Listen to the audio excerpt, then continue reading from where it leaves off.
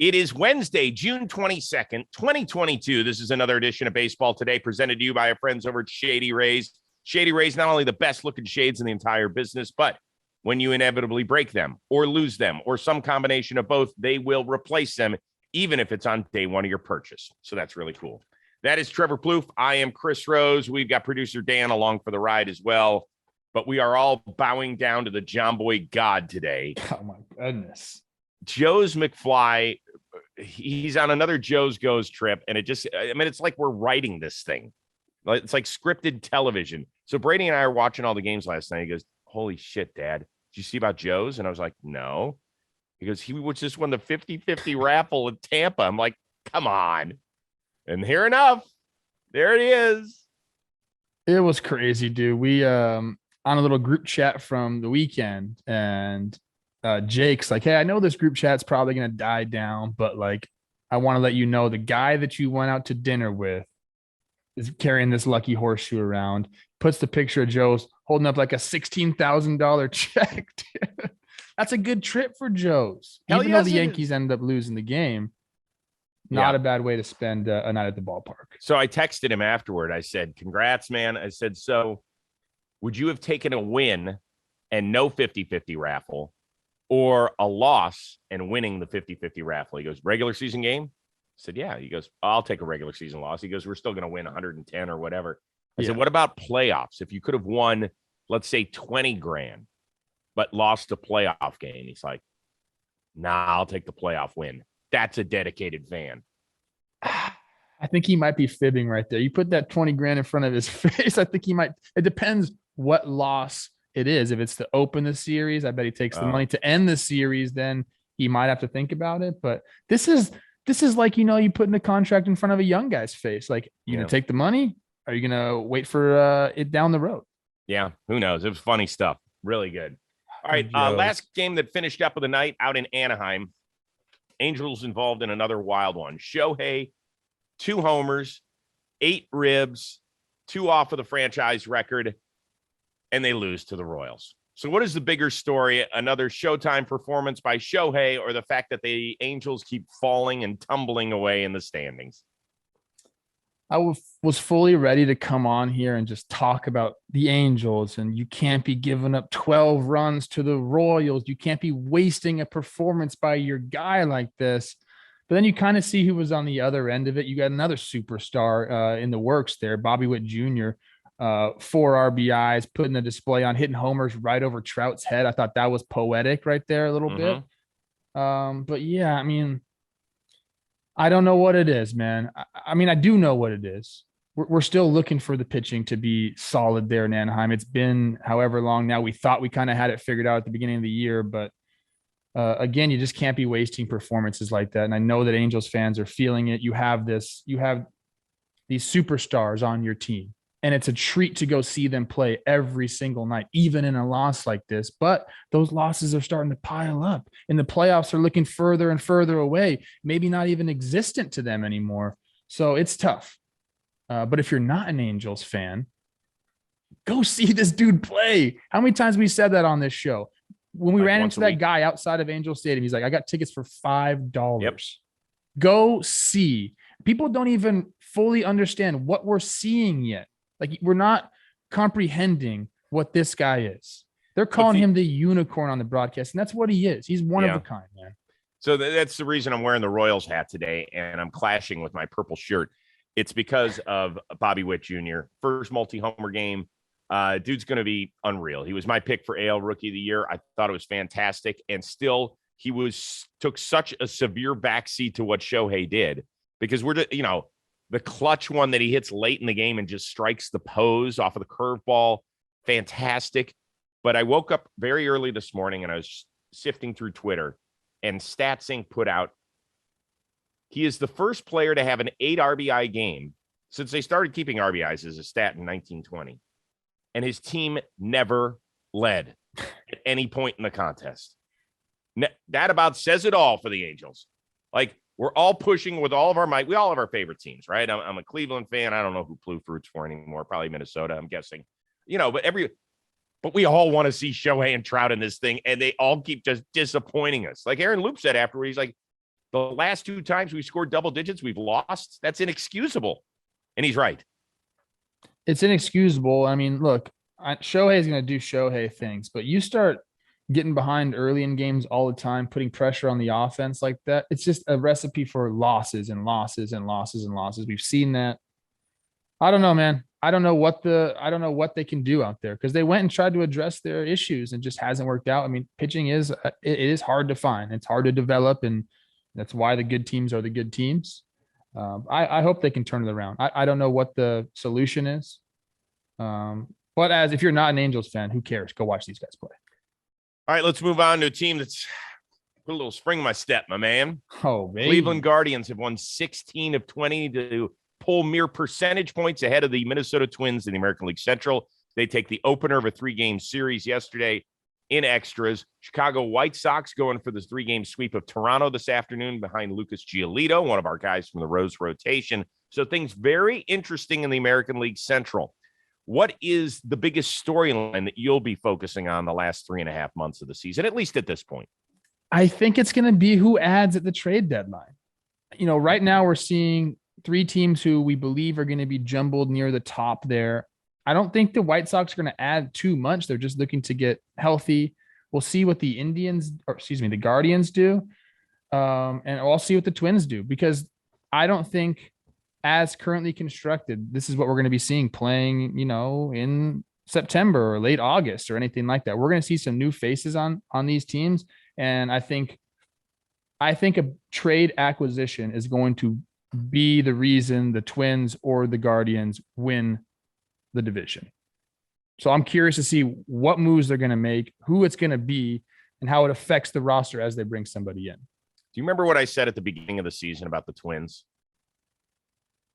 I said I thought that, if they felt like they got off to a good start, that they would keep Carlos Correa around, and if they didn't, they'd flip him, because he'd be the most tradable commodity out there, because he's going to opt out. He said some nice things about trying to work on an extension with Minnesota, and he and his wife and family are super happy, and that may be true.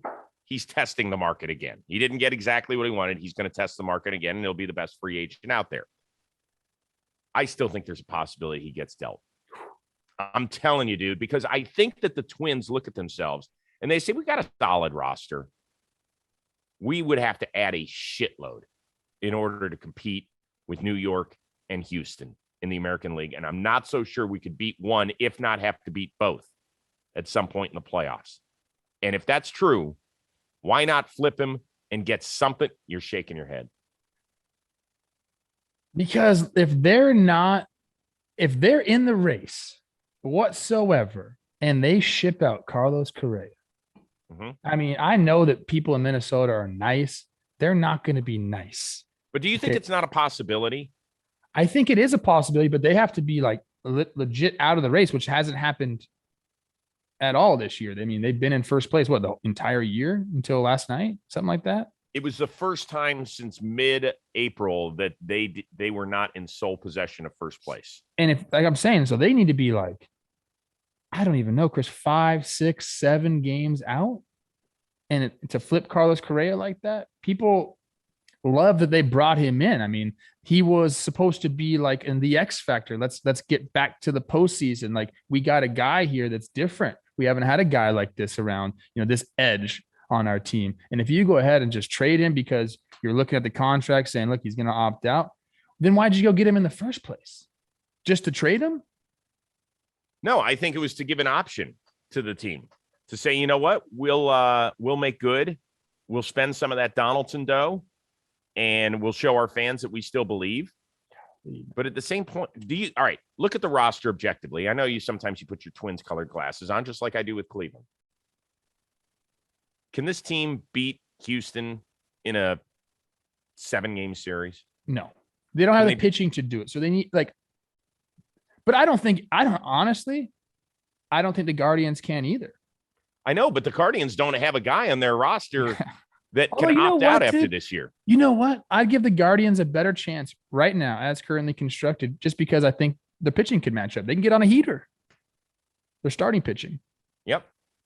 I don't know, man. I really hope that doesn't happen. I understand what you're saying. And if you're looking at it from a front office perspective, If you're convinced that like we might sneak into the playoffs, but we don't have the roster to go far, then yeah, maybe it makes sense to go out and get somebody. But like, I'm curious what he would fetch for a guaranteed rental piece. I mean, it'd be something, probably be like a low level minor league prospect, could be a high prospect, but he's going to be ways away. I don't know, man. That's going to be crazy. It is a storyline to watch for sure. That's all I'm saying. Is that yeah, I'm it's a not storyline to guaranteeing it. watch. That's all. All right, let's move on. First All-Star voting came out on Tuesday. How would you grade how the fans did through one portion of the exam? It's not bad. I was kind of like looking around, like, you know, where I wanted to make some adjustments. And they've got it pretty good. I want to see Tommy Edman. You know, I'm a Tommy Edman guy. I like to see him a little higher up there. I'm down. Would you vote him past Trey Turner right now, though? Maybe not. I don't know. I like that. I like that Jazz is up there leading the way. Like I like that. We need to have guys like that in the game. I'm mixed on what we need in the All-Star game, because it is, for guys, it's very special to be able to say you're an All-Star. You can call yourself an All-Star for the rest of your life. So like, we want to give it to deserving players. Like, people need to deserve to be in this All-Star game. But at the same time, it is a showcase of talent, and you do want the big names there. You want to make sure that Jazz Chisholm is on the big stage. You want to make sure that all these guys with the names, we're already talked about Kershaw getting a call there. Hopefully Miguel Cabrera kind of gets the same thing. So I'm caught in between. I think the fans did a good job. There have been years where the fans, they've just kind of, it's been bad, but This is pretty good for a first go around. I applaud the fans for, you know, doing mostly what they needed to do. I think they did a better job in the National League. I would give them a B. Like, if I were giving them a letter grade, I'd give them a B. And I thought that is actually excellent, to be honest with you, for fan voting. You know, Goldschmidt far and away, no problem with Jazz. You know, Jeff McNeil's probably having a slightly better year, but what Jazz means to the game, and the fact that, I mean, he's put up some really good power numbers. Machado at third.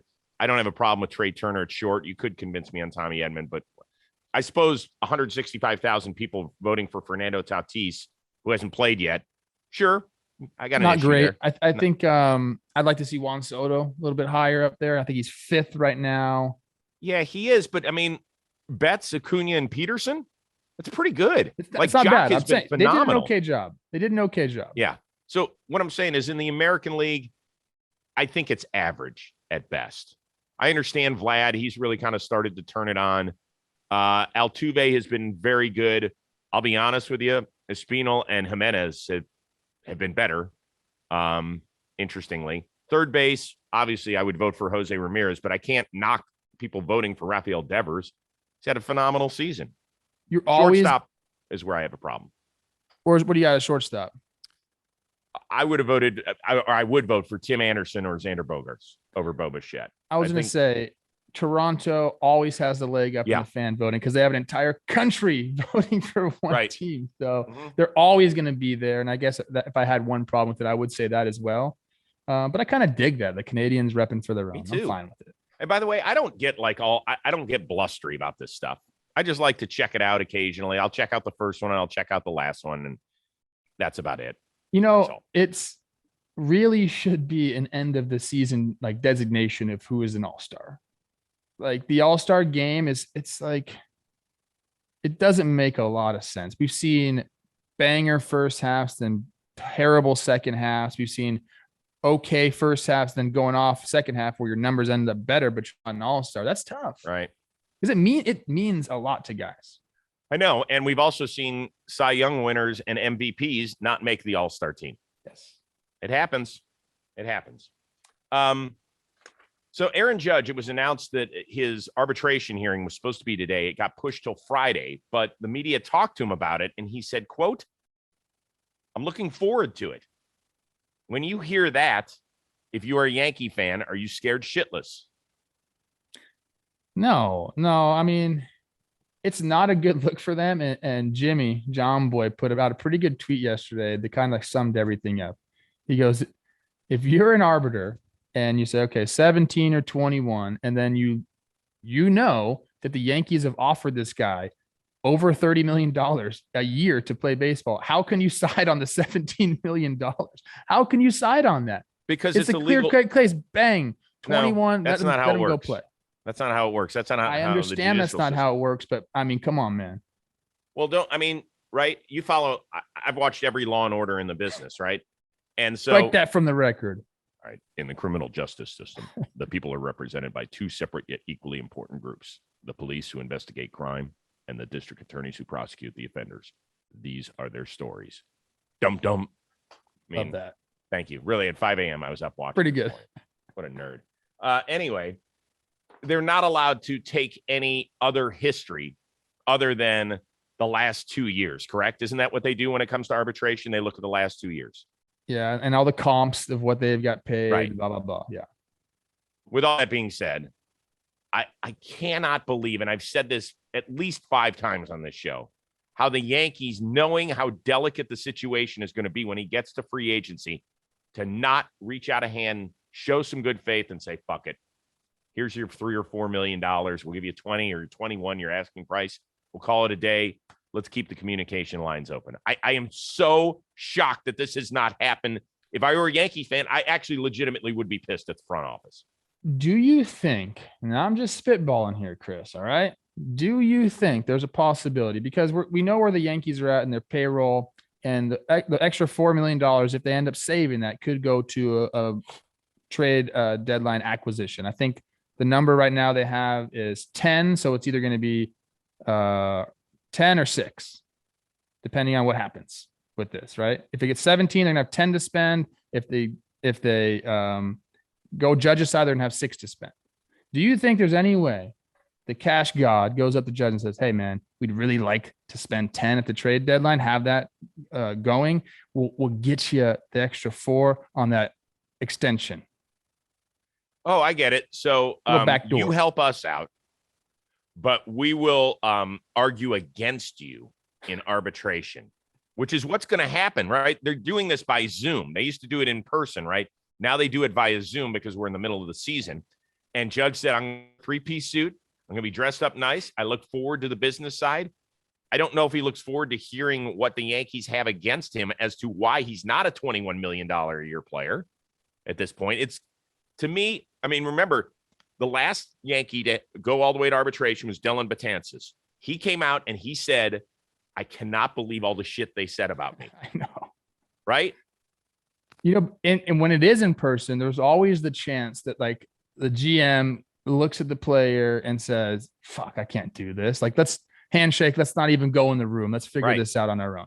With the Zoom call, I don't think you got that. There's not the in-person experience. Do you pretend that you have a bad Wi-Fi connection at that point and you just kick yourself off, or you hit leave room? I really hope, you know, I thought it was supposed to be yesterday was the case. They moved it to Friday, whatever happened. I don't know. There's still a chance that they say, fuck it, we're not doing this. Like, take, let's meet in the middle, or you take 3 million instead of 4 million. I think it's crazy if they let this go to a case. The fact we're here within a couple days of it and it hasn't been settled is beyond me. I'm sorry. I'm kind of done with it. And it's not even my team.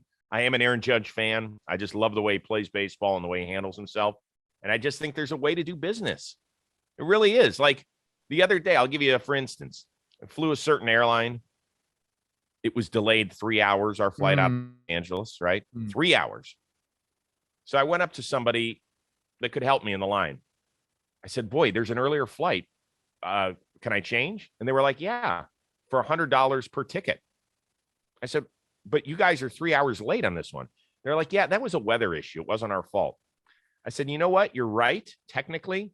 But when it comes to the business world, really, I have a lot of airlines to choose from. Yes. So next time I'll remember that. So it's always, I teach my kids all the time, and I don't have all the right answers. It's about good business. That was a shitty business move. I'll put that in my mental Rolodex. And if you damn well better believe Aaron Judge, if they sit down at a hearing and he hears one bad thing about him, and he's going to inevitably hear it because that's what an arbitration case is all about, why you shouldn't give him $21 million, he's going to remember it. He said all the right things. I love being a Yankee. I love the fan base. I love the city. And I honestly believe him. But at the end of the day, he's going to test free agency. It's going to happen. if I'm Judge's agent, I make him put earplugs in. Don't even listen to any of this stuff. I don't want my client hearing anything bad about him, especially coming from a team that he has to continue to play for. You know I what? want this dude happy. I want this dude happy, wanting to go play ball. So, like, just Judgy, mute your shit. Don't listen to these guys talk about you because number one, what do they even know? It's some independent, company that's coming in and looking at stats. They probably even know, who you are, what you mean to the freaking fan base. Okay. Like they don't. Right. So don't take it personal. Hope you win.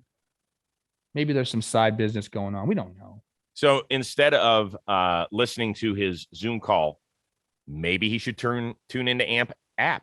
Oh my God. And listen to Baseball Today on Friday when it'll be you and Joe's. Me, Joe's. What we're gonna do. Judge. You could Zoom Judge in. All we're gonna do on Friday is just talk good things about Judge. We're gonna name all the stats that he's great in. We're gonna go in there. I mean, there's not too many he's bad in. What are they gonna say? He's too tall.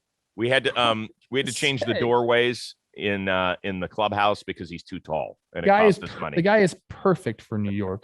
Fucking perfect for New York. Oh, this is great. All right, last thing before we get out of here on the YouTube and the podcast side, and as always, thank you very much for joining us. Two really cool fan interaction moments. One out in Oakland, you had Jesse Winker of the Mariners during BP. He sees a guy with a GoPro, and so he puts it on during BP, and he's walking around, he's talking to his teammates and doing all this stuff, and gave us an amazing vantage point.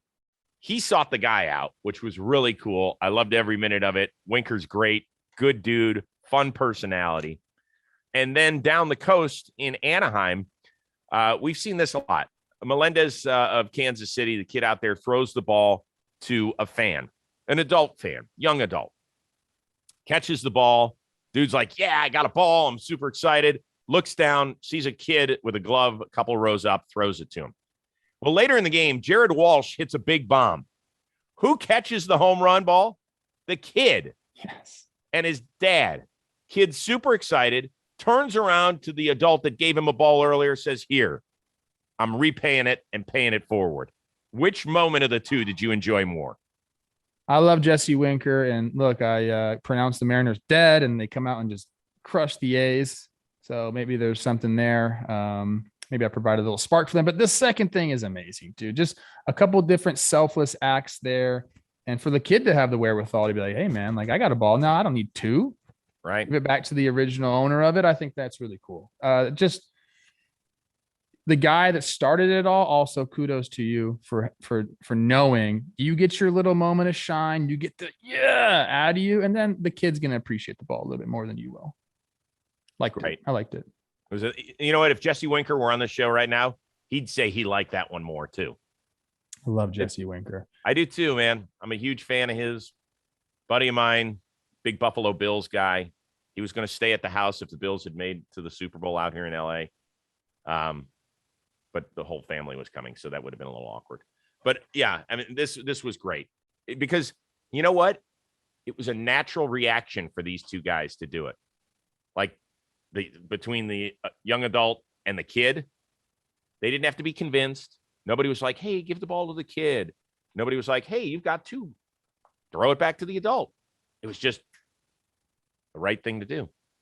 I love it. I love all these interactions like this. Yep. And then, on the Winker side, everyone's talking about this. So like I've said it before on this show, if you're a baseball player, man, like go make some moments like this happen. It's so easy for you to do it. Right. We saw it with Jazz Chisholm earlier this year when he saw the kid who had his Jazz shirt with the bling on, pulled him out of the crowd. Like those are moments. We live for moments. If you slide and get some dirt on your batting gloves, no big leaguer wants to use batting gloves with dirt on them. It's disgusting. Go give those gloves to some fans. Sign them real quick in the dugout. Like make memories for people. And I will say this. I think today's athlete is more in tune than ever before. And I don't know if that's because the wall's being broken down with social media, which for the most part can be a positive time. Yeah. There's a lot of negative shit that gets hurled back and forth, but those are just idiots out there. Yeah. That have their internet muscles. But I do think that there's a good relationship being built. I really do. Having covered guys in the 90s, Yeah. They Guys were weren't as scared of nice. fans and like, scared of, being exposed or whatever. But I think Right. now you're kind of forced to do it and Yep. you understand there are benefits of it. I think I talked about talking baseball, not here, what Justin Turner does. He every week or every homestand, he'll say, "Hey, reply in the comments where you're sitting at the game tonight, Yep. and we might choose you." And he just has like a couple of the clubhouse guys or whoever like go give autograph stuff to the fans that are in the stands. I mean, that is so easy to do. It's great.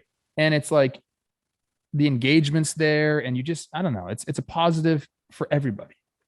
Win-win. What are you giving to the fans of John Boy Media?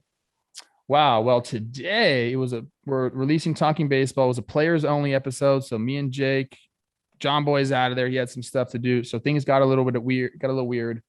We talked about making a movie, a baseball movie. Remember we talked about that on AMP? Yeah. Thought that was a great question. So we started talking about the 2016 Cubs, who would be in the cast, what would the I'm not gonna go see storyline it. be, all Sorry. of that stuff. No interest. Yeah, I know. We talked about the Indian or the Indians actually a little bit. And then after that, Jake went on a little rant of his own about if you were to put all the players in the pool, who would be like the most valuable, current contract included. You have a quick answer for that? It's got to be somebody that's on a rookie deal.